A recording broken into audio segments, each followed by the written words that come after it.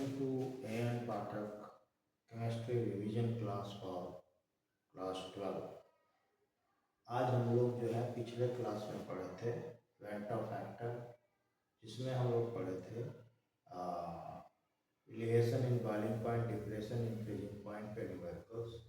Went of factor में आई complete dissociation के लिए क्या होगा, पार्शियल डिसोसिएशन के लिए क्या होगा, एसोसिएशन के लिए क्या होगा। आज इससे हम लोग जो है कुछ न्यूमेरिकल कंसेप्चुअल क्वेश्चंस, या आप ये बोलिए इसमें हम लोग जो है मल्टीपल चॉइस क्वेश्चन और असर्शन रीजन से रिलेटेड क्वेश्चन पढ़ने जा रहे हैं। जैसा कि हम ये जानते हैं कि del T B elevation in boiling point जो होगा I into K B into M. अब जो है मोलैलिटी बढ़ेगी, देखिए एमसीक्यू में ऑब्जेक्टिव क्वेश्चन में तो डेल टी बी बढ़ेगा, ठीक है। और टी सॉल्यूशन मतलब बॉइलिंग पॉइंट ऑफ सॉल्यूशन, ज़्यादा इसमें ये कुछ नहीं करना है। I into K B into m, अच्छा ऐसे लिखेंगे T solvent plus del T B.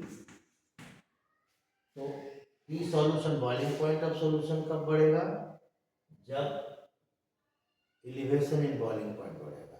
Elevation in boiling point कब बढ़ेगा, जब मोलैलिटी बढ़ेगा। तो यदि वेंट ऑफ फैक्टर नहीं है तो ये बढ़ेगा, तो ये माने मोलैलिटी बढ़ रहा है तो ये बढ़ेगा, ये बढ़ रहा है तो सॉल्यूशन का बॉइलिंग पॉइंट बढ़ेगा। यदि वेंट ऑफ फैक्टर आ गया तो वेंट ऑफ फैक्टर और आई जो है del T B and I is directly proportional. यदि ये बढ़ेगा तो ये भी बढ़ेगा, ये बढ़ेगा तो ये बढ़ेगा। जैसे 1 molal NaCl, 1 molal BaCl2, 1 molal AlCl3 and 1 molal urea, इनमें किसका बॉइलिंग पॉइंट ज़्यादा होगा? तो इसमें इसका बॉइलिंग पॉइंट ज़्यादा होगा क्योंकि इसका वेंट ऑफ फैक्टर सबसे ज़्यादा है। अब जिसका डिग्री ऑफ डिसोसिएशन ज़्यादा होगा उसका बॉइलिंग पॉइंट ज़्यादा होगा, जिसका डिग्री ऑफ डिसोसिएशन कम होगा उसका बॉइलिंग पॉइंट कम होगा। ये चीज़ आपको देख के चलना है ना। नहीं तो जनरली जो है ये वाला ही क्वेश्चन आता है, वेंट ऑफ फैक्टर का वैल्यू ज़्यादा हुआ, नंबर ऑफ आयंस जो है सरफेस पे ज़्यादा होगा, बॉइलिंग पॉइंट बढ़ जाएगा, ठीक है। बॉइलिंग पॉइंट जो है सॉल्यूशन का ज़्यादा होगा, वेपर प्रेशर घट जाएगा, ठीक है। अब इसको वेट में कन्वर्ट कर लो, या 1m NaCl, 0.5m BaCl2 और 0.05m AlCl3, इनमें किसका बॉइलिंग पॉइंट ज़्यादा होगा? तो सब में जो है हम लोग इसको डेल टी बी के लिए ये करेंगे, जिसका डेल टी बी ज़्यादा होगा बॉइलिंग पॉइंट ज़्यादा होगा।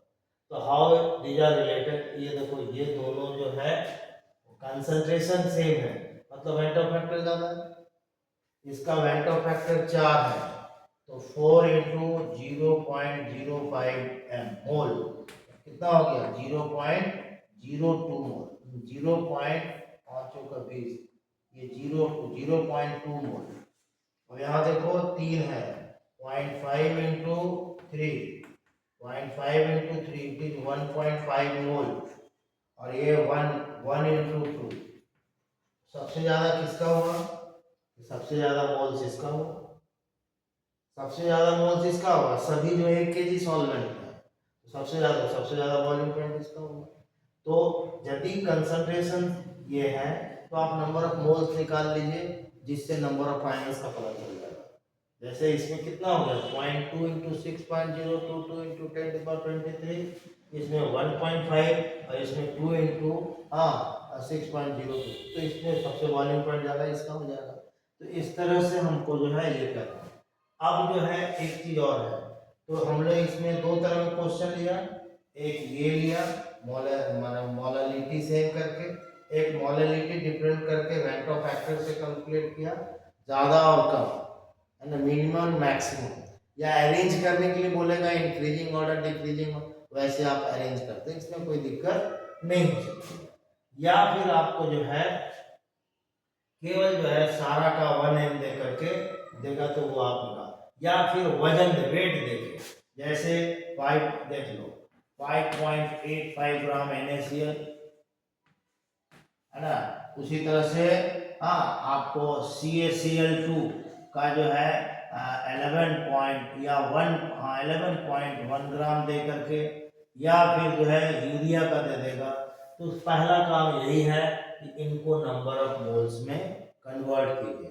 Once you convert it in number of moles, जिसका नंबर ऑफ मोल ज़्यादा होगा उसका जो है मोलैलिटी ज़्यादा होगा, फिर यही फैक्टर मोलैलिटी और फिर ये मोलैलिटी को इससे उसके बाद इसलिए ये चीज़ लगाना है। इस तरह से आप जो है रिलेशन निकाल सकते हैं, मतलब बिना मोलैलिटी और बेंटो फैक्टर को ये किए हुए आप नहीं निकाल सकते हैं। Elevation in boiling point del TB या बॉइलिंग पॉइंट ऑफ सॉल्यूशन, इस पे आपको ध्यान देना है। अब देखिए दूसरा ध्यान क्या देना है, इसी को असर्शन रीजन में देगा है ना, कि higher the value of del TB more will be the boiling point freezing point, ऐसे करके हाँ। और उसके बाद उसका रीजन देगा। रीजन में आपको प्रॉब्लम होता है पैर ए और बी में, तो आप रीजन देखिए, जो रीजन दे रहा है उस रीजन का एबव जो असर्शन है उसका करेक्ट एक्सप्लेनेशन है कि नहीं। यदि है तो ठीक है, और यदि कोई चीज का रीजन दे रहा है तो वो रीजन तो सही है, कोई भी चीज का दे, लेकिन अबव असर्शन का वो करेक्ट एक्सप्लेनेशन है कि नहीं, तभी यदि करेक्ट है तो ए, नहीं है तो बी। वो यदि करेक्ट एक्सप्लेनेशन है रीजन के साथ तो ठीक है, मतलब अबव असर्शन का। हाँ, तो ये इस तरह से आपको जो है इसमें दिया जाएगा। अब जैसे देखो del T F is equals to i into K f into f, तो के एफ यदि आपका नॉन इलेक्ट्रोलाइटिक सॉल्यूशन है डायरेक्टली प्रोपोर्शनल टू मोलैलिटी, पहला क्वेश्चन आप ये निकालिए।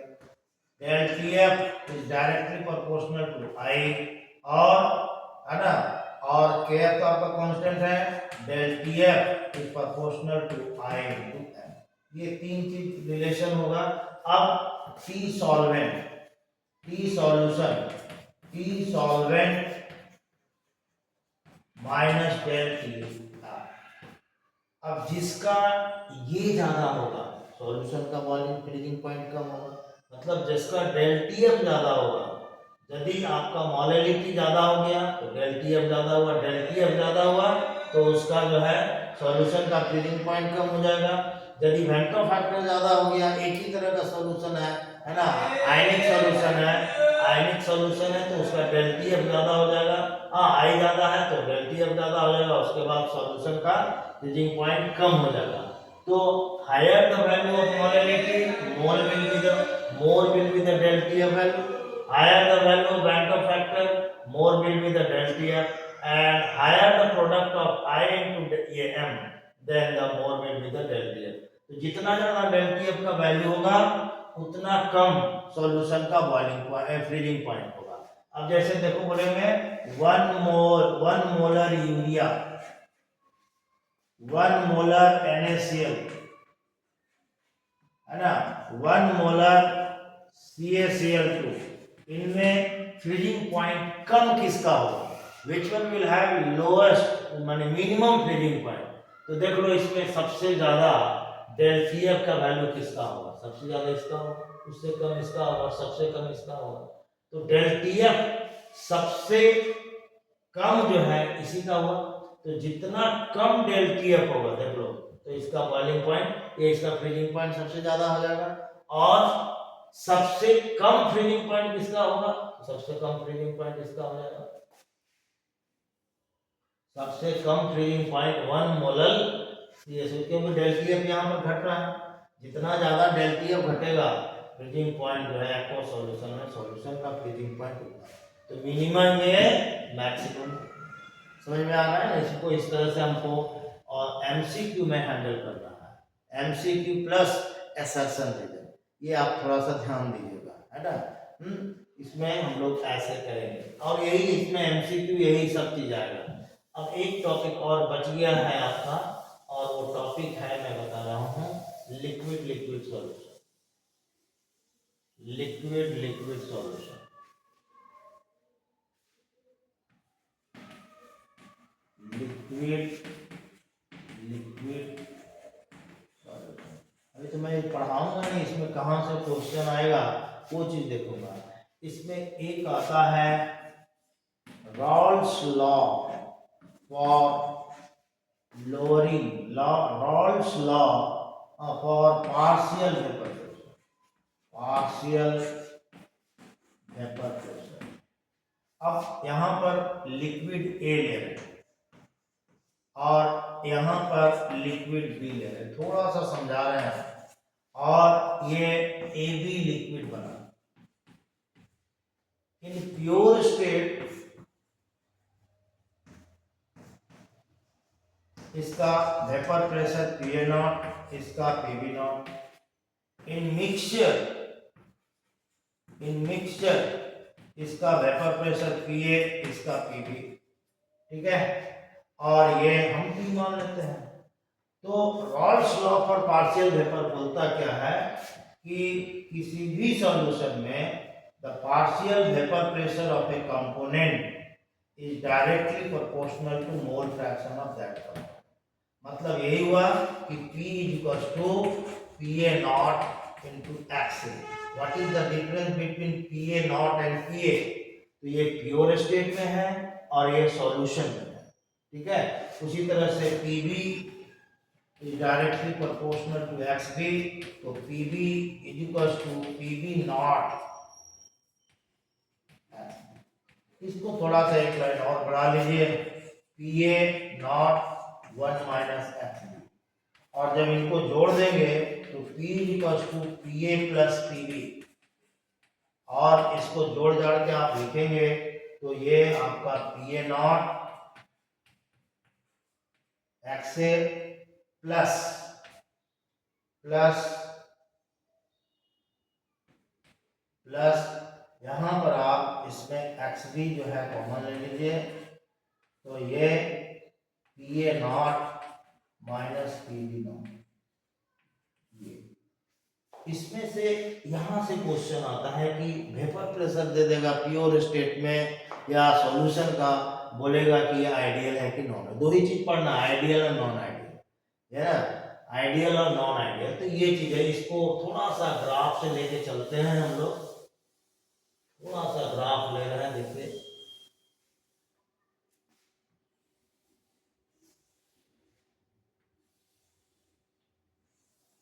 ये ग्राफ को हम प्लॉट कर रहे हैं। यहाँ पर एक्स ए का वैल्यू 1 है, एक्स बी का वैल्यू 0 है, यहाँ पर एक्स बी का वैल्यू 1 है और एक्स ए का वैल्यू 0 है। तो यहाँ पर इस पॉइंट पे एक्स ए का वैल्यू एक्स बी का वैल्यू 0 है, तो ये भी 0 हो गया। तो ये जो है आपका ये मैक्सिमम होगा। एक्स बी का वैल्यू 0 है तो 1 P A equals to P A, तो इसको आप ऐसे लाइए, इसको आप इस तरह से लाइए, और उसी तरह से ये ग्राफ इस तरह से आएगा।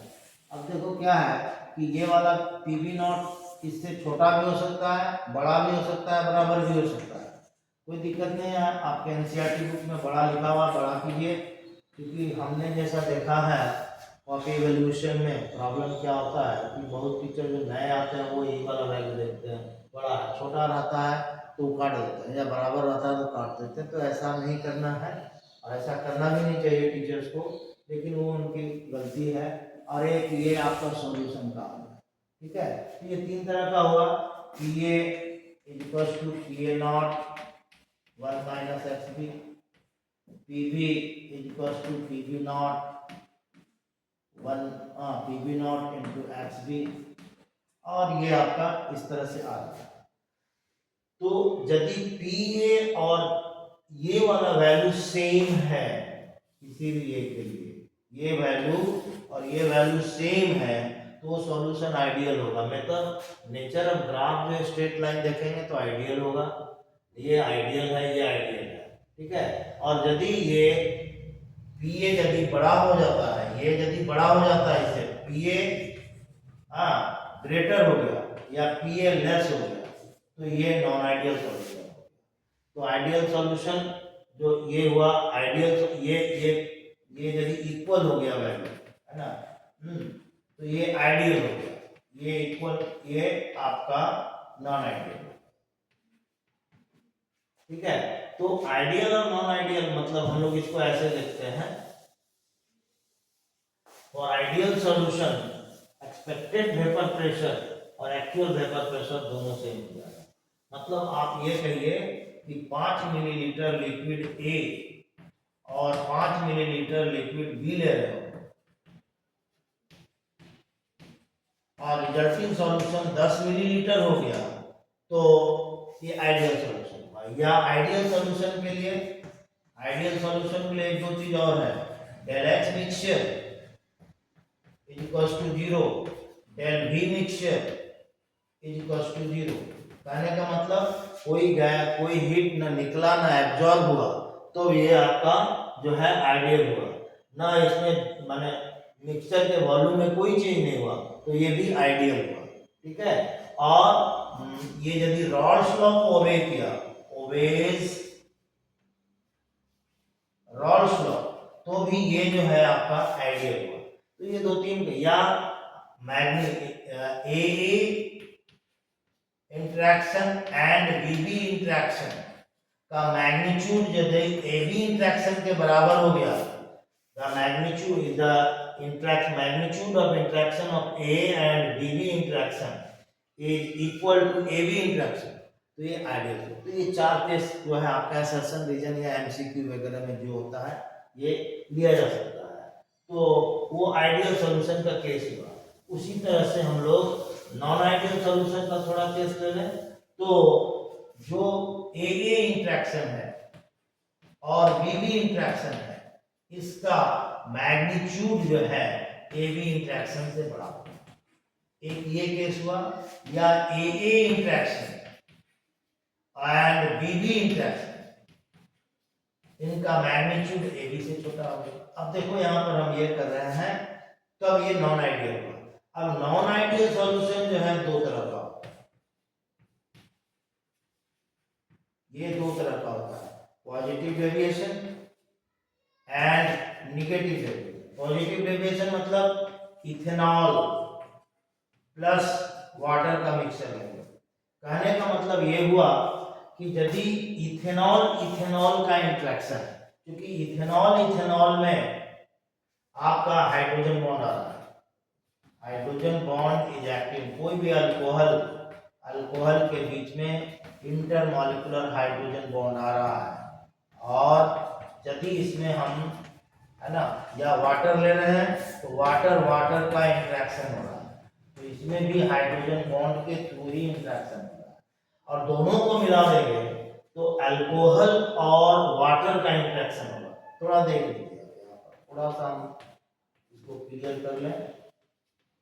अल्कोहल और ये वाटर का इंटरेक्शन, तो ये हाइड्रोजन बॉन्ड जो है, ये हाइड्रोजन कमजोर है, वीकर है in comparison to individual hydrogen bond which is taking place between alcohol and water. तो ये कमजोर हुआ, तो ये जो है आसानी से टूटेगा, और जब आसानी से टूटेगा तो वेपर प्रेशर इसका बढ़ जाएगा। तो उस केस में ये जो ग्राफ आएगा वो ऐसे आएगा, ये ग्राफ जो ऐसे आएगा, ये ग्राफ जो ऐसे आएगा, ये पॉजिटिव डेविएशन का ग्राफ है। मतलब the magnitude of A and BB interaction is greater than the magnitude of AB interaction. तो ये आपका पॉजिटिव डेविएशन हुआ। देख लो भाई, यहाँ पर आपका जो है एमसीक्यू का क्वेश्चन बने या आपको जो है असर्शन रीजन में बने।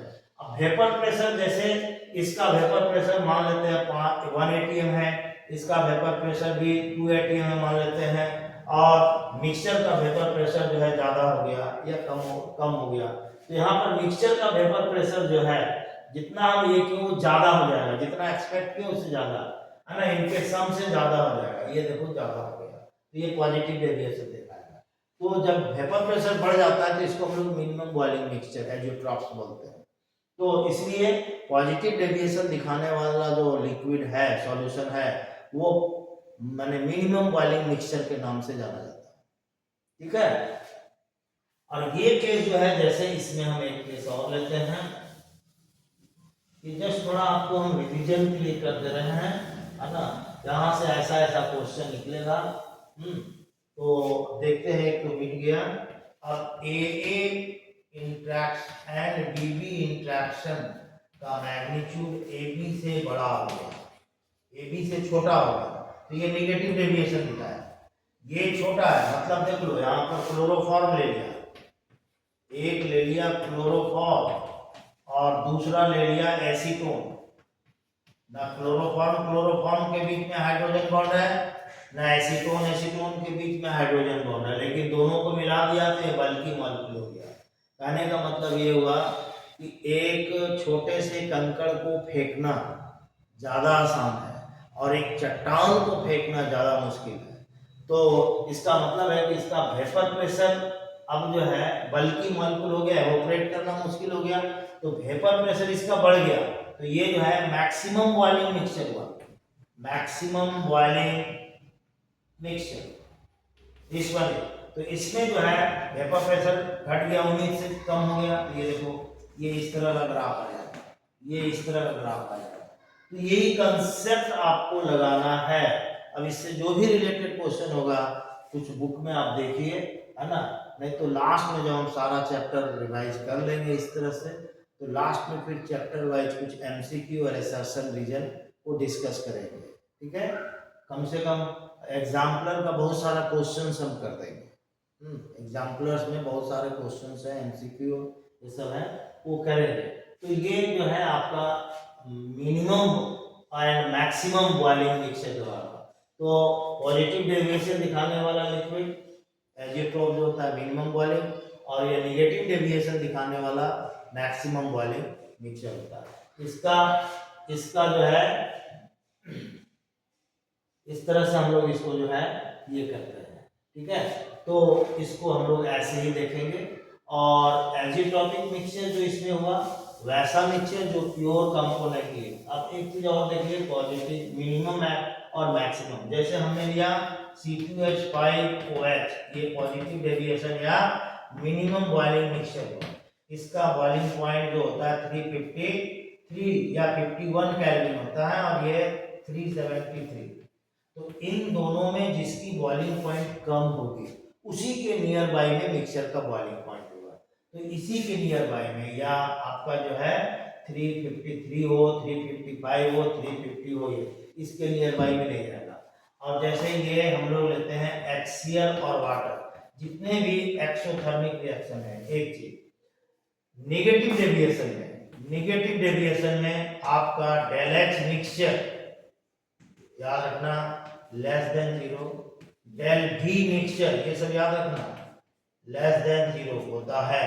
और पॉजिटिव डेविएशन में डेल H मिक्सचर पॉजिटिव होगा greater than 0, del V mixture ये भी जो है वो पॉजिटिव होगा ग्रेटर देन 0। अब जैसे देखिए 99 में कंपाउंड वगैरह में ऐसा आया हुआ क्वेश्चन है कि 5 millilitre ethanol and 5 millilitre water को मिक्स किया गया, तो रिजल्टिंग सॉल्यूशन का क्या वॉल्यूम होगा, what will be the volume of resulting solution. तो अब देख लो, रिजल्टिंग सॉल्यूशन पॉजिटिव डेविएशन में रिजल्टिंग सॉल्यूशन का वॉल्यूम 10 से ज्यादा हो जाएगा। क्यों ज्यादा हो जाएगा, तो अल्कोहल का इंटरेक्शन और वाटर का इंटरेक्शन और अल्कोहल वाटर का मतलब AA एंड BB इंटरेक्शन का मैग्नीट्यूड, इनको मिक्स किया तो AB इंटरेक्शन से क्या हो गया था, AB इंटरेक्शन से बड़ा था। तो अब जो है इसमें वॉल्यूम ज्यादा ऑक्युपाई करेगा। यदि आप इथेनॉल लेते हैं और वाटर लेते हैं तो इनके इंटरेक्शन कम हो तो वॉल्यूम ज्यादा होगा, तो 5 5 10 से इसका वॉल्यूम ज्यादा हो जाएगा। It will occupy more volume because there interaction is less. जबकि इसमें क्या होगा, इसमें इंटरेक्शन ज्यादा है, AB interaction is greater then AA and BB interaction, तो वॉल्यूम यहाँ पर 5 से आपका जो है 5 से यहाँ पर वॉल्यूम कम हो जाएगा। ये आपका negative deviation, this one is negative deviation. तो इसमें 5 से जो है 10, 5 गुना 10 मिलीलीटर से इसका वॉल्यूम कम हो जाएगा, क्योंकि अल्कोहल ये वाटर को HCl से मिलाने के बाद इसका रिजल्टिंग सॉल्यूशन का जो वॉल्यूम है वो लेस हो जाएगा, क्योंकि इनके बीच में इंट्रैक्शन ज़्यादा है। तो इंट्रैक्शन ज़्यादा है तो molecule will come closer to each other. यही सब चीज़ है इसमें। आप इस तरह से MCQ बनता है इसमें, है ना, हम लोग देखेंगे। जब ये देखिए जैसे ये 180 केल्विन है और ये 373 है, तो रिजल्टिंग सॉल्यूशन का मिक्सचर का जो माने टेम्परेचर बॉइलिंग पॉइंट होगा इसके नियर बाय में होगा। That's why it is called maximum boiling mixture. और इसको इस तरह से हम लोग शॉर्टकट में दिमाग लगाते हैं इसमें, ठीक है। तो यही चीज है आपका इसमें। तो मैक्सिमम क्वेश्चन इतना से आपका कवर हो जाएगा और इसमें ज्यादा कुछ करने की जरूरत नहीं है। हम लास्ट में जो है आपको नवंबर या नवंबर के आसपास जो है और भी सारा, या दिसंबर में जो है आपको और भी सारा MCQ और असर्शन रीजन देंगे। अगला टॉपिक जो ये चैप्टर आपका सॉल्यूशन खत्म हुआ, अगला चैप्टर जो है हम इलेक्ट्रोकेमिस्ट्री को रिवाइज करेंगे। Thank you.